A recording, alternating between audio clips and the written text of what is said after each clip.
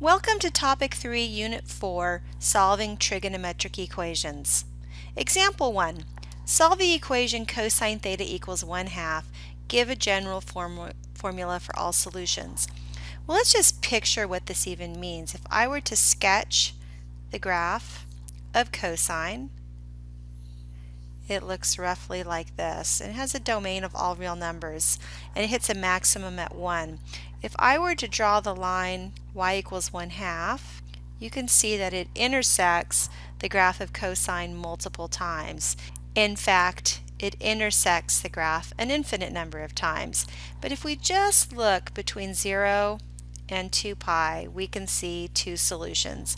Now if we visualize our unit circle, cosine is positive in quadrant 1 and quadrant 4. So on our unit circle, we have one solution at pi over 3, and we have our second solution between 0 and 2 pi at 5 pi over 3.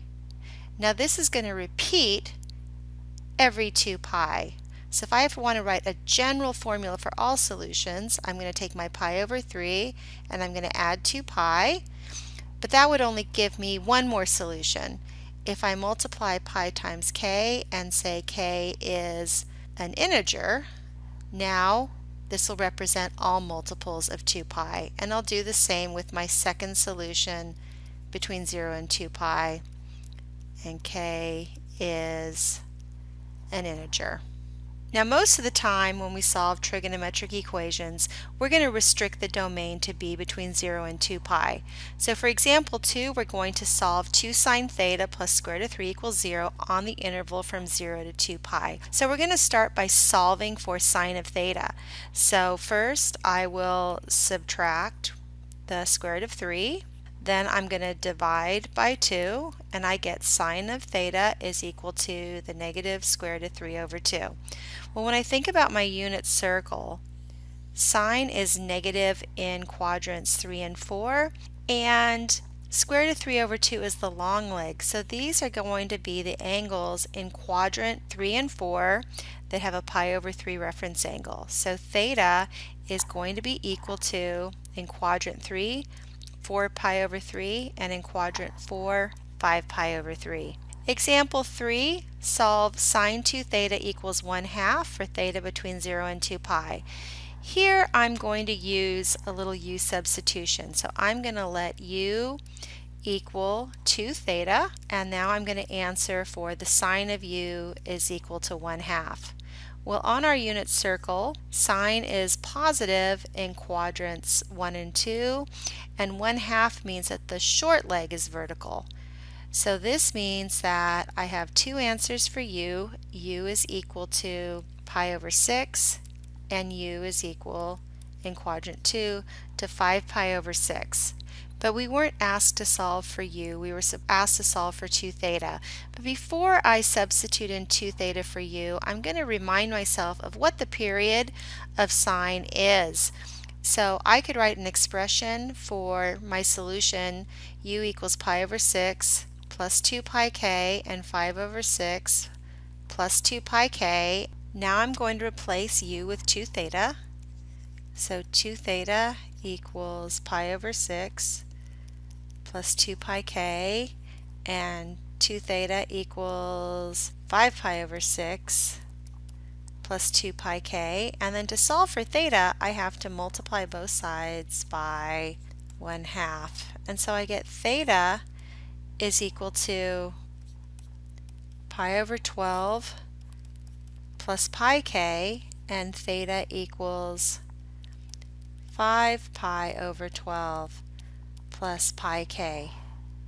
Since I'm being asked to answer between 0 and 2 pi, and if I add pi, or 12 pi over 12, to pi over 12, I get an additional answer of 13 pi over 12, which is still between 0 and 2 pi, and I get an additional answer of 5 pi plus 12 pi is 17 pi over 12.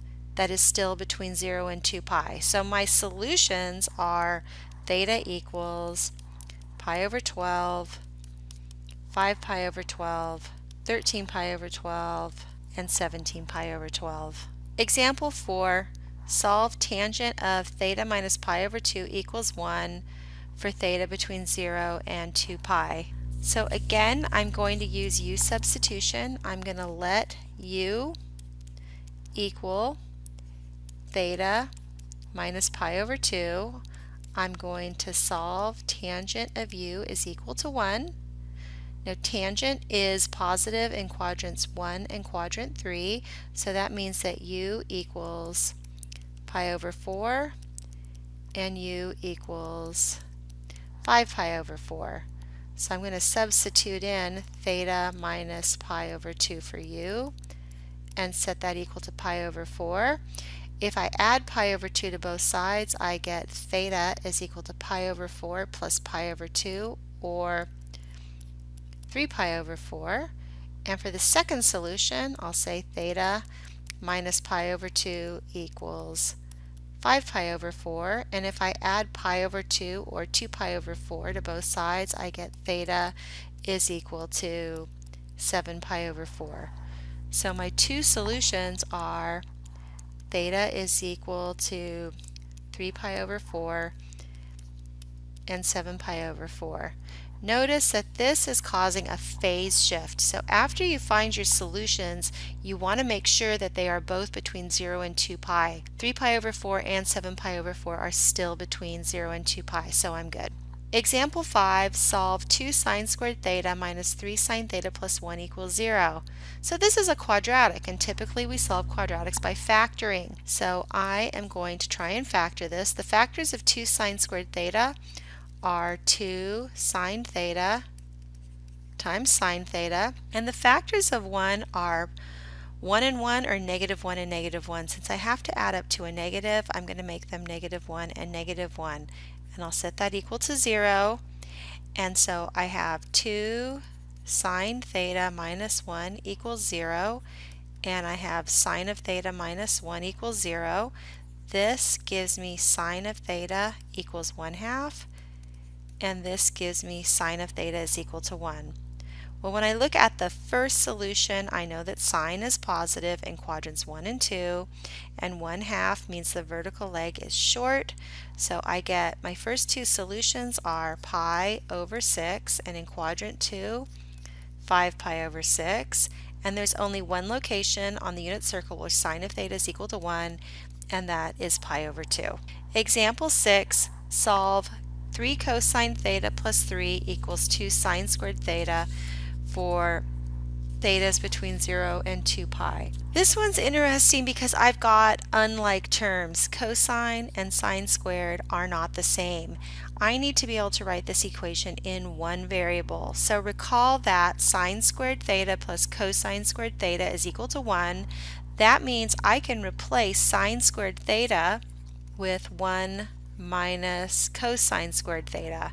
That way the whole equation will be in terms of cosine of theta. So now I've got 3 cosine theta plus 3 equals 2 times 1 minus cosine squared theta. 3 cosine theta plus 3 is equal to 2 minus 2 cosine squared theta. If I move everything to one side, I get 2 cosine squared theta plus 3 cosine theta plus 1 equals 0. Now I can factor, and I get 2 cosine theta and cosine of theta, and I get plus 1 and plus 1 equals 0. This gives me two solutions. 2 cosine theta plus 1 equals 0, and cosine theta plus 1 equals 0. Here I get cosine of theta is equal to negative 1/2. Here I get cosine of theta is equal to negative 1. Cosine is negative in quadrants 2 and 3, and if cosine is equal to negative 1/2, that means that the x is the short leg, so it's the big angles in quadrants 2 and 3. So this gives me theta is equal to 2 pi over 3 and 4 pi over 3, and then the only angle on the unit circle that has a cosine that's equal to negative 1 is pi. And finally, example 7, solve cosine squared theta plus sine theta equals 2 on the interval from 0 to 2 pi.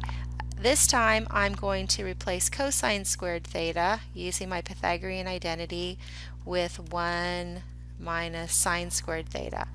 So I've got 1 minus sine squared theta plus sine of theta is equal to 2. I'll move everything to one side and I get negative sine squared theta plus sine of theta, and then 1 minus 2 is negative 1 equals 0. I don't like factoring when I have a leading coefficient that's negative, so I'll multiply both sides by negative 1 and I get sine squared theta minus sine of theta plus 1 is equal to 0. This isn't factorable, and if I were to put this into the quadratic equation, my discriminant, b squared minus 4ac, is going to be equal to negative 1 squared minus 4 times 1, which equals 1 minus 4, which equals negative 3. When the discriminant is negative, that means there are no real solutions. So my answer is no real solutions. That's all for now. Thanks for watching.